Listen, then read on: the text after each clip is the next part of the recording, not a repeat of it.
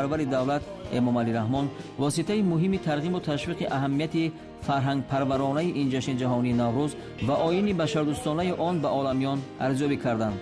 بعد سخنرانی سرور دولت امامعلی رحمان یک گروه اشتراکچیان همایش بین المللی ادیبان حوزه نوروز برآمد کرده و تشبس‌های ارزنده پرزیدنت جمهوری تاجیکستان بهر جهانی گردانیدن نوروز عجم بهای بلند دادند و این خدمت‌های شایسته پیشوای تاجیکان جهان را نمونه عالی بشردوستی و فرهنگ پروری امامعلی رحمان معنیداد نمودند.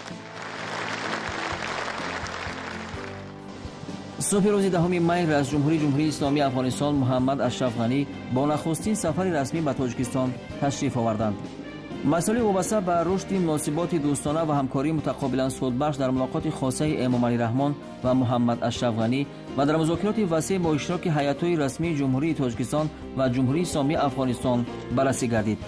جانب‌ها از وضع امروزه همکاری‌های تاجیکستان و افغانستان در ساحه‌های سیاسی، امنیتی، اقتصادی و تجارتی، اجتماعی و فرهنگی و دیگر بخش‌های برای هر دو جانب سودمند اظهار قناعت کردند. تقویت همکاری دوجانبه در عرصه‌های مبارزه با تروریسم، افراطگرایی، قاچاق مواد مخدر، جنایت‌های متشکل فراملی و دیگر تهدید و خطرهای زمان معاصر از موضوعهای مهمی صحبت بود.